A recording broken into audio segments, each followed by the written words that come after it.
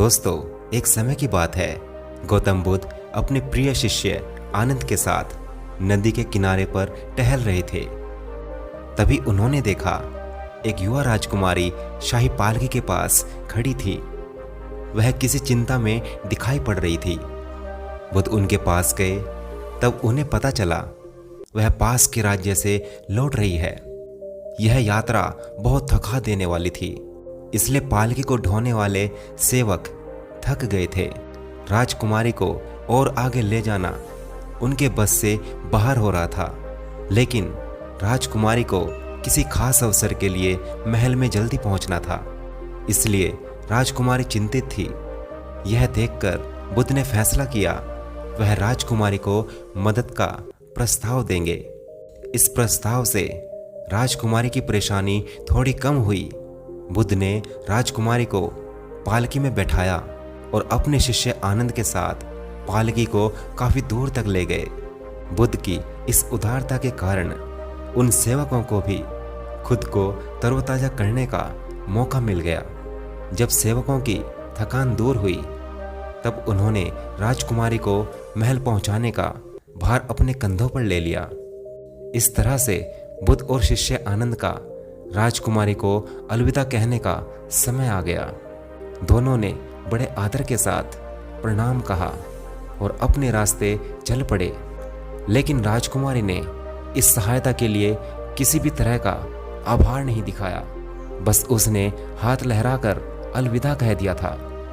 शिष्य आनंद राजकुमारी के इस बर्ताव से अंदर ही अंदर काफी नाराज था, लेकिन वह चुपचाप चल रहा था, इस उम्मीद में कि बुद्ध इस पर कोई प्रतिक्रिया देंगे। मगर इसके विपरीत बुद्ध के चेहरे पर एक अजीब सी खामोशी थी, और इस खामोशी में एक अपार शांति थी।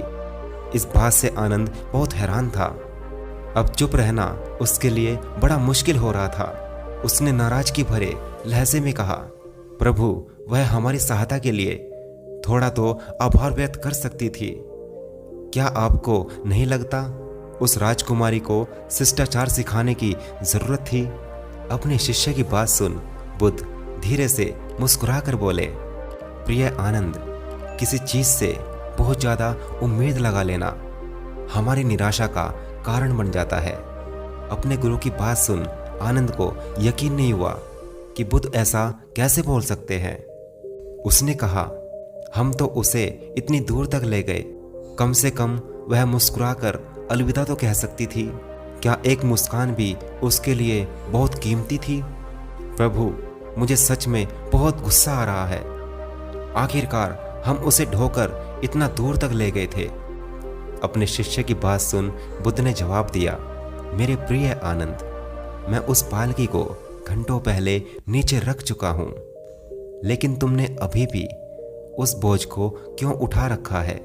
बुद्ध आगे कहते हैं, सकारात्मक लोगों को भी नकारात्मक विचार आते हैं, बस वह खुद को उन विचारों के नियंत्रण में नहीं आने देते। विचार मेहमान की तरह हैं, उन्हें आने दें और जाने दें। अपने गुरु की बात सुन शिष्य आनंद समझ जाता है कि किसी से ज़्यादा उम्मीद लगाना हमारे लिए ही दुख का कारण बन जाता है। दोस्तों, इस कहानी से हमें बहुत बड़ी सीख मिलती है। किसी भी चीज़ से बहुत ज़्यादा उम्मीद लगा लेना हमें नकारात्मक सोच की ओर ले जाता है। कोई कितना भी सकारात्मक क्यों ना हो, उसे भी नकारात्मक विचार आएंगे।